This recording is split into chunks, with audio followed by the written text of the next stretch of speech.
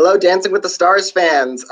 We are here to discuss Halloween night, and it is now, as we are recording this, Halloween night proper, October 31st. I'm Daniel Montgomery, here with Joyce Eng, Cordell Martin, and Jeffrey Kare to talk about a historic episode because, let's just start with the ending there. Mary Lou Retton was eliminated. 5 female celebrities in a row have been sent home. No men so far. That has never happened before. Joyce, you did a little bit of writing on that before. What exactly is the history there?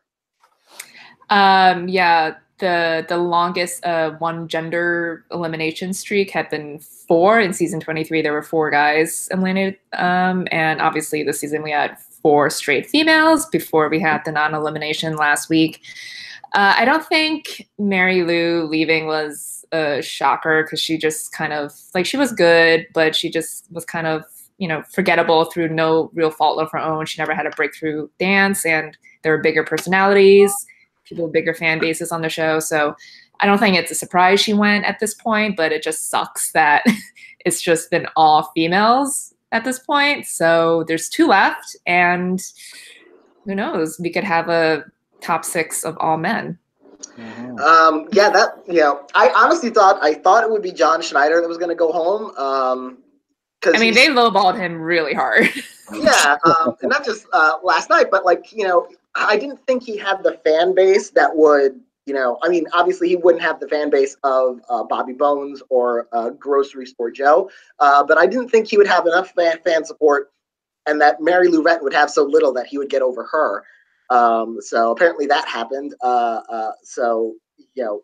I feel like they were probably close. I mean, we'll never know for sure, but I could see them being pretty similar to each other, and it's just kind of, it could just be 1 or 2,000 here or there. Yeah. What did you think about that elimination, Cordell? Yeah, to Joyce's point, I wasn't surprised that Mary Lou went home. She just didn't pop in terms of just having that wow routine like the other contestants. To me, I just felt she came off as very fake throughout the season. It just seemed like every week she just had a new storyline or new angle that the divorce review was definitely a last-ditch effort. Yeah. I mean, I'm sorry she got divorced, but it was just okay, we're going to drop this right now. Exactly. It's like her and Sasha just have different topics, and they put it in a bowl, and this week, it's a divorce. This week, you go. And whatever the case may be. But, yeah, I wasn't surprised to see her go. So. Yeah, they were running out of topic setting weeks. Next week, they were going to try the showmance where she and Sasha fell in love. You need to break up first. You need to get divorced first. You need to get that out there. Jeffrey, what did you think about it? Well, again, I'm not really surprised to see her eliminated. Not too sad about her leaving the competition. But, I mean, I guess it is a pretty sad time for having gone through a divorce, now elimination. But, For divorced for nothing. Yeah. But as for the routine this week, it wasn't really anything special, although I at least thought the staging was wickedly creative. But, again, not really too sad nor surprised to see her go. Well, that leaves us with 2 female celebrities. You've got Alexis Ren, who was in the bottom 5 in week 1, so we know she might have some fan trouble. And Ivana Lynch, who has not been in jeopardy yet. It's hard to know exactly where she's been landing with the judges' scores and viewer votes. But that first week, she was safe, and she and Tinashe were the only ones who were safe, which we saw what happened to Tinashe, so that's not necessarily an indication that Ivana is safe going forward. But she seems to have a fan base behind her, and her scores have finally risen to where I think they belong. I think she finally got some scores commensurate with what she's been doing. yeah. She's been so lowballed while they've been kind of lavishing. Kept giving her 24s every week. Yeah. Last week, the Disney Night 24 was just ridiculous. That wasn't my favorite dance from a choreographic standpoint, but she nailed it, and that should have been 9s at least. I think she's safe this coming week, Ivana. I think with a double elimination coming up, I don't think Alexis is safe.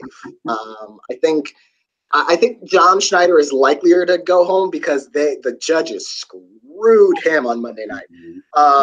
But when you've got a second person, I don't think it'll be Bobby. I don't have any reason to believe it'll be Joe now that he's gotten higher scores for some reason. He broke 20. He broke 20 and got 20. He got an 8 from Kare and. That was okay. The scores, like all the scores that night, were just insane. Like Monday nights.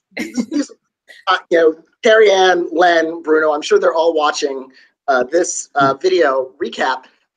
They need to go back to the videotape. I watched that John Schneider performance twice. It wasn't a 6. It was a 7 at least. My like conspiracy theory about why they hosed him so hard is like they are like the producers and everyone, like they're aware of the optics of like females going home and everything, and they probably like saw that Mary Lou could go home, and like they can't like change the results, but they could just like nudge the judges and tell them what's going on, and then they could like score at their own will. So they obviously want a guy cut soon. And it's like obviously they like Bobby and Joe will have the fan votes, and it's like John is the lowest hanging fruit of the guys. So I think they were just trying to lowball him to get rid of him, and it hasn't worked yet. And maybe I can see the logic of that because they've been lowballing Joe for weeks, and that hasn't worked. So they're like, if we're going to get a guy home, we need to pick someone else to get the low scores. And John is the one who probably has the least amount of support among fan voters among the remaining contestants. So I can see that, and I think that'll actually happen next week. I wonder exactly how it'll count. If it's Alexis and John, if they announce Alexis first as eliminated, then it'll technically be 6 women in a row and no men until they announce John. Yeah, because they could also just do both at once. Yeah, they could do that. In which case, it would still be 6 in a row for women. Yeah. Well, I do think those are the likeliest 2 to go home. What about you, Jeffrey? Well, yeah, I agree. Those definitely Alexis and John, I definitely agree, are probably the 2 most likely to go home. And I'm kind of split on which I think is more likely. I could only have Alexis right now pretty much because of the female curse this season. But yeah, I could just see myself switching to John. And what about you, Cordell? If it's a double elimination, definitely Alexis is going to go, unfortunately. I think what was the final nail in the coffin for her was just this fake showmance with her. The worst thing ever. Yeah.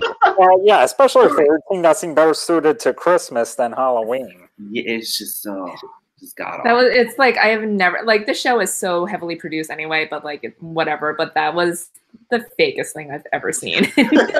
27 seasons. And it's such phony drama because you're filming this kind of it does feel scripted. Yeah. And they're telling the cameraman like, oh, I'm developing feelings, but I don't know if I want to tell her right now. It's like you are on national television, both watching this together before dancing. It's like, this is, you are letting the cat out of the bag. Yeah. But my favorite part is like how like Alan, like he just does not want to play. Exactly. It's like, please exclude me from this narrative. Like, I don't want to be part of it. Like, he's just, he's still a nice guy. He's just like, only time will tell. But and poor Alan, they tried this with him. I remember Paige Van Zandt when he was subbing for Mark Ballas. Yeah, like he's just not into that. Like, leave him alone. Romance thing there too, and it's just like, poor guy. He needs to just like in the off season just like punch himself in the face so he's less pretty, and so the producers are less tempted to like do the romance thing with whatever woman he's paired with, or they should pull a Kia with him and give him like the septuagenarian woman contestant to partner with, unless they want to try that angle. I mean that would be novel. I would be interested in seeing that. What did you think about that showmance, Jeffrey? Oh, you mean between Alexis and Alan, or someone else? Yeah, Alexis and Alan. Oh, well, I mean, I guess it just seems non-existent to me because I really have nothing to say about it. It's just like, I don't know why I mean, well, I know why they're pushing it so hard because they want her to stay in the show, but it's just like you're just forcing it down our throats, and it's so cringeworthy just to watch it. And I wonder if it, if people, even if people did believe it, like, the idea that this love connection would strike up between these two impossibly beautiful people is like both not surprising and, well, and fine. also she like just so happened to have broken up with her boyfriend a couple of weeks ago. So it's like this is the Mary Lou like divorce thing. Like she actually broke up with her boyfriend and they can go through with the showmance on the show. Well, maybe if they wanted to try and keep both Alexis and Mary Lou around, they could have promoted that where Alexis broke up Mary Lou's marriage, and then you could have kept that going on for like a few episodes. That would have been this like internal like catfight between. Well, we've got double eliminations coming up next week, and the season's coming to an end soon. It's really coming down to the wire. So looking at the field we've got left so far, we think John and Alexis might not be long for this world. Looking at everybody else, who do you think is going to win, and who do you think is in the top three, Cordell? Oh boy. Well, I think is going to win Milo. It's a done deal. I think it's his to lose. Who joins him?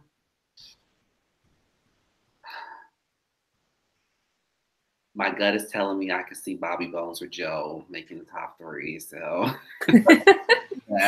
God forbid. But my ideal top three would probably be Ivana and Keo. I think she definitely has grown since week one. It's just been a positive journey. The last slot,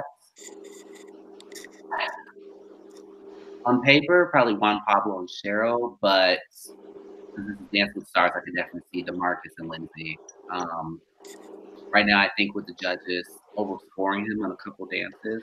Oh, yeah. Like, I felt the salsa was completely overscored in my opinion, but I thought that was one of the he had no like hip action. I thought Grocery Store Joe was better than DeMarcus this week. Yeah, I mean, like Joe had the benefit of playing Frankenstein, so he could just like lumber around. He could be stiff, and that was sort of part of the character.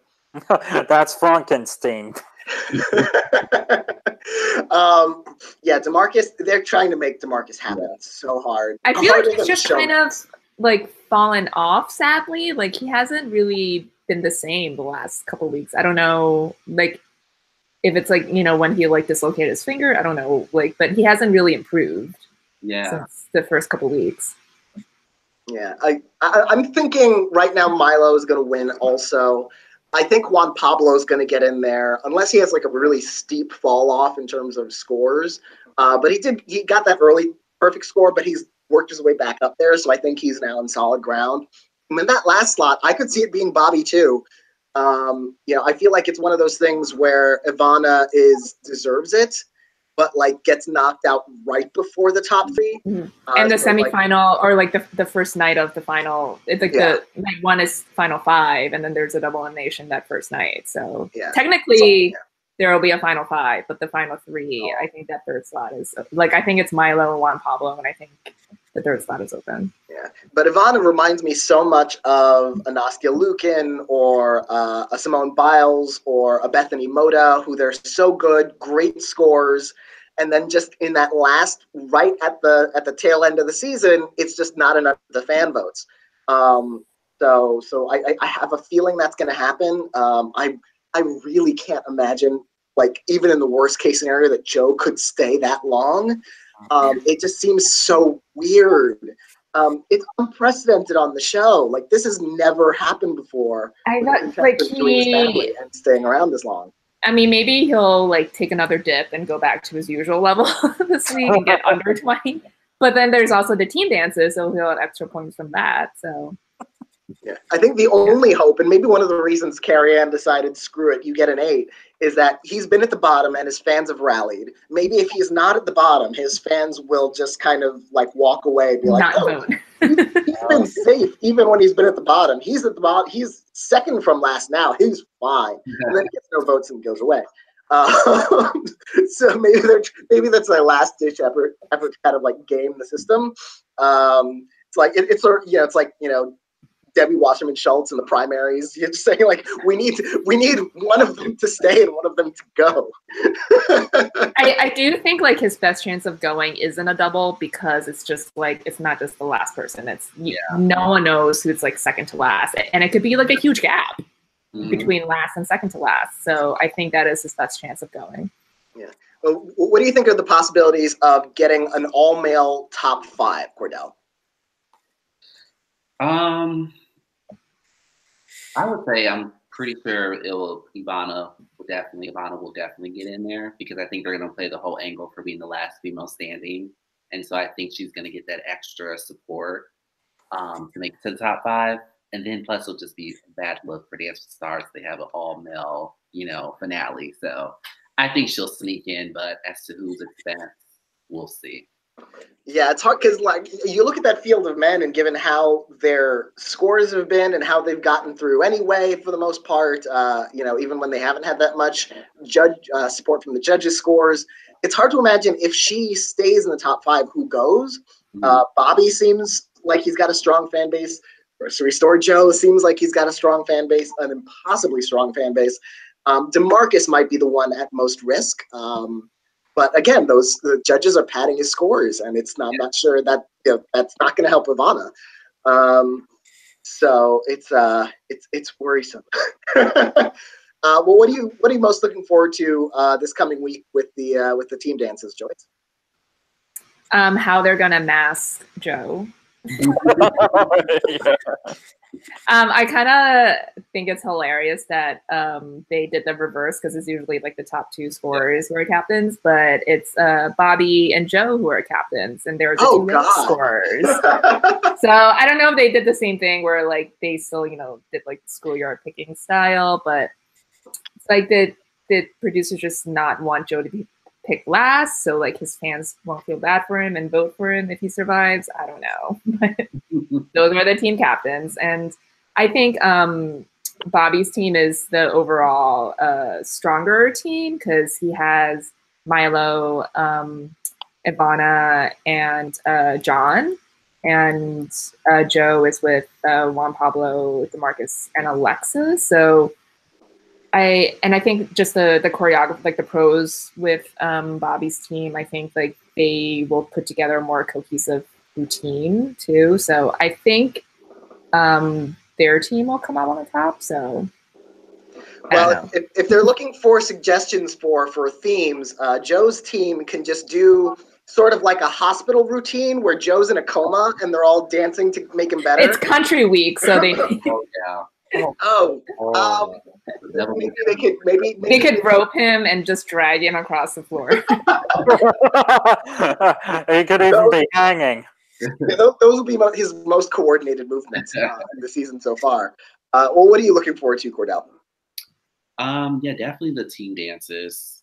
I'm curious as to how Joe's going to perform. I mean, he was even struggling this week in the opening dance, so I'm just like, brother, get it together. Okay, wait. Can we just talk about like how out of breath he was after that dance? I'm like, what are you doing? I was like, you weren't doing like a jive or anything. Like, why are you so out of breath? Yeah, she was doing so much more of the work. Also, he almost paralyzed her. Can we talk about that? Yeah, Hannah definitely appeared to be doing all the work. Okay, like it's so ridiculous that like was it Kare and like they were literally like, I'm deducting a point from you, John, because you stepped on her dress. But Joe, I'm giving you an extra point for not paralyzing Jenna. You literally not killing your partner is literally the least you can do. But stepping on her dress, no. Well, what are you looking forward to, Jeffrey?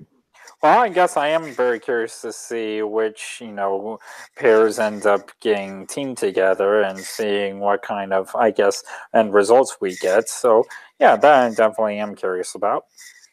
Yeah, I'm kind of hoping there's a surprise, but not like a bad one. Like John and Alexis seem like they're in trouble in terms of potential elimination. I can't think of any likely elimination that wouldn't just be awful. Like, Ivana and DeMarcus, even DeMarcus going home now would just be like ridiculous. Like we still got Bobby and... I mean, what if it's like Alexis and Ivana? Oh God, that would be the worst. Yeah, because then, imagine the anger, the outcry people will have that last two like women. All 7 women. Like, there were more women who started the season than men. None of the men have gone. Yeah, this is I feel like a jinx almost watching, because this happened on like this past spring on Project Runway All Stars, where you had like a string of like 6 or 7 women in a row.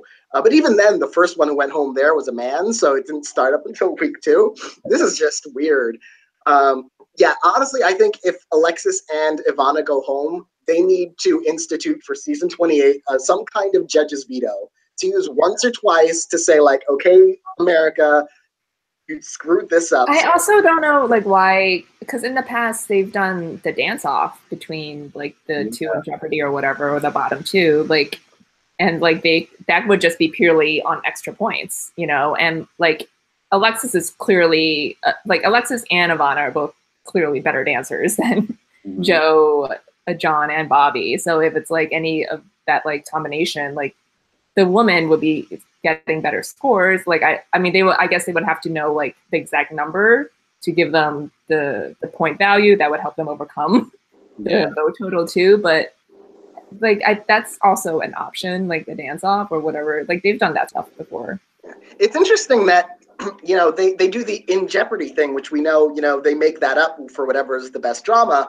It's not necessarily the team that was second lowest in the votes.